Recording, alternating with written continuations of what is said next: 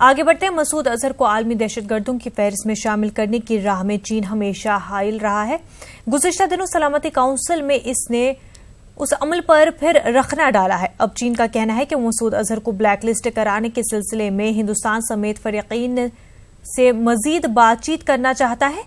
चीनी दफ्तर खारजा के मुताबिक सलामती काउंसिल में इस अमल में तकनीकी रोक से इस सिलसिले में मशावरत का मजीद वक्त मुतल्लिका कमेटी को मिलेगा। उधर सलामती काउंसिल ने हिंदुस्तान से सब्र से काम लेने की अपील की है। इसके मुताबिक मसूद अजहर पर पाबंदी जरूर लगेगी। सलामती काउंसिल का कहना है कि हिंदुस्तान को इस मामले पर चीन को मजीद वक्त देना चाहिए। जराये के मुताबिक सलामती काउंसिल का कहना है कि दहशतगर्द चीन के लिए भी बड़ा मुद्दा है। हिंदुस्तान का मौक़िफ़ है कि मसूद अजहर चीन के राब्ते में, लिहाजा उस हवाले से फैसला चीन को लेना है। हिंदुस्तान का कहना है कि मसूद अजहर पर पाबंदी लगाने की उसकी कोशिश जारी रहेगी। हिंदुस्तान ने उम्मीद जताई है कि पाकिस्तान उसे मतलूब भगोड़े दहशतगर्दों को उसके हवाले कर सकता है। दिल्ली से हमारे नुमाइंदे शैलेंद्र वांगू इस वक्त हमारे साथ जुड़ चुके हैं। शैलेंद्र, सबसे पहले तो चीन का बयान आता है कि वो मजीद इस मामले पर बातचीत करना चाहते हैं हिंदुस्तान से, और अब जो सलामती काउंसिल है उनका कहना है कि हिंदुस्तान सब्र रखे और चीन को जो है थोड़ा और वक्त दे। क्या कुछ कहना चाहेंगे? मुनज़्ज़ा, बिल्कुल एक बड़ा बयान कल सामने आया था चीन की तरफ से, जिसमें ये कहा गया है कि वो इस मामले पर और वक्त चाहते हैं, इस पे और बातचीत करना चाहते हैं। लेकिन आज हमारे सोर्सेज यानी कि भारत की तरफ से जो कुछ ऐसी बातें सामने आई हैं, भारत ने ये साफ किया है कि भारत इस लंबी लड़ाई लड़ने के लिए तैयार है। और हिंदुस्तान ने ही कहा है कि हम फिलहाल संयम बरतेंगे और चीन को इस पर और मौका देंगे और यूएनएससी में भारत की लड़ाई जारी रहेगी। भारत ने यह भी कहा है कि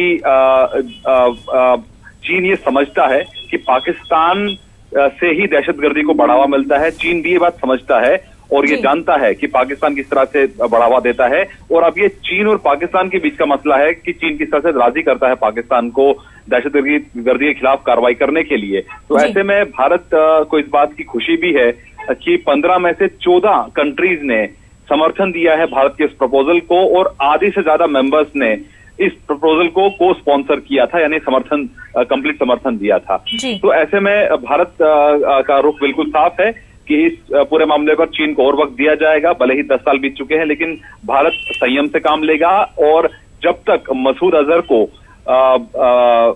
लिस्ट नहीं करा लिया जाता तब तक भारत चैन से नहीं बैठेगा। ये आज एक क्लियर संदेश गया है भारत से। वो ये भी साफ है कि पूरे मामले पर अमेरिका का पूरा साथ है हिंदुस्तान को इस आतंकवाद के खिलाफ लड़ाई में। और वहीं आपको ये भी बता दें कि भारत ने आज ये भी मांग की है कि पाकिस्तान पर जो मौजूद मसूद अजहर हो या सैयद सलाउद्दीन हो, ऐसे तमाम इंडियन और दाऊद इब्राहिम भी, ऐसे तमाम इंडियन जो पाकिस्तान की धरती पर आज भी पनाह उनको मिली हुई है, ऐसे में उनको वापस सौंपा जाना चाहिए भारत को। और इसके तमाम सबूत और इसकी तमाम डिटेल जो है भारत पहले ही सौंप चुका है पाकिस्तान को। जी शैलेंद्र, जिस तरह से कि पहले जो बयान आया था चाइना का, तो वो समझा जा रहा था कि एक तरह से कहीं ना कहीं टाल मटोल करने की कोशिश है, पर अब जबकि सिक्योरिटी काउंसिल का भी ये कहना है, सलामती काउंसिल का भी ये बयान आया है कि सब्र रखा जाए और चीन को वक्त दिया जाए, तो इससे एक पॉजिटिव वाइब आती है कि कहीं ना कहीं अब इस पूरे मामले पर आगे प्रोसेस हो सकती है, क्योंकि बाकी जो तमाम मुल्क है वो तैयार है इस मामले में जो मसूद अजहर है उसको ब्लैकलिस्ट करने में, और कहीं ना कहीं इस वजह से चाइना पर भी दबाव है जिसकी वजह से वो अब मजीद बातचीत कर सकता है। तो क्या समझा जाए कि एक स्टेप आगे बढ़ चुका है हिंदुस्तान इस पूरे मामले को लेकर के? देखिए, हिंदुस्तान को इस बात से मुतमईन है कि इस पूरे प्रपोजल को लेकर दुनिया के तमाम देश हिंदुस्तान के साथ खड़े हैं, सिवाय पाकिस्तान, सिवाय चाइना के। तो ऐसे में भारत ने ये साफ कर दिया है कि भले ही हमें इस लड़ाई में लंबा वक्त लगे, लेकिन हम ये लड़ाई जरूर लड़ेंगे और जब तक मसूद अजहर पर प्रतिबंध नहीं लगता है तब तक कोशिश जारी रहेगी भारत की यूएनएससी में। और साथ ही साथ जिस तरह से कल फ्रांस ने अपने देश में मसूद अजहर पर एसेट्स उसके फ्रीज कर दिए हैं और उस पर पाबंदियां लगा दी हैं, उसके बाद अब ये भी कहा जा रहा है कि चीन बाकी यूरोपियन कंट्रीज से भी कहेगा, जो 27 यूरोपियन कंट्रीज हैं, कि वो भी मसूद अजहर पर प्रतिबंध लगाए। तो ऐसे में दुनिया का एक बड़ा तबका, यूरोपियन कंट्रीज अगर ऐसा कदम उठाते हैं तो जाहिर तौर पर चीन पर दबाव पड़ेगा कि जब पूरी दुनिया मानने को ये तैयार है कि मसूद अजहर आतंकी है, तो यूएनएससी में वो कोशिशों को क्यों कत्ल करता है, क्यों उनको रोड़े अटकाता है।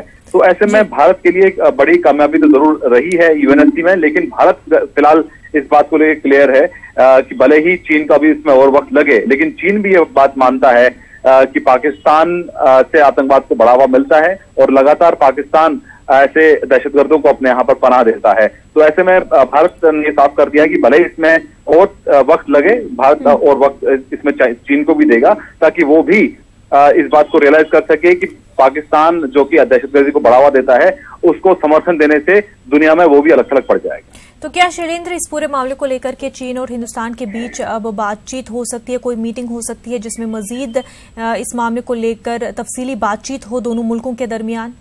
देखिए, हमारे सोर्सेज ने बताया है कि मसूद अजहर के मामले पे हिंदुस्तान लगातार चीन के लीडर्स के संपर्क में है, टच में है, और लगातार इस मामले को लेकर चीन से उठाया जाता रहा है, पहले भी उठाया जाता रहा है, लेकिन 10 साल का एक लंबा अरसा होता है और चीन आज भी यही कह रहा है कि उसको और वक्त चाहिए। लेकिन वो सिर्फ एक बहाना है मसूद अजहर को बचाने के लिए, और भारत को इस बात की भी खुशी है कि मसूद अजहर को बचाने के लिए पाकिस्तान जी जान की कोशिश कर रहा है।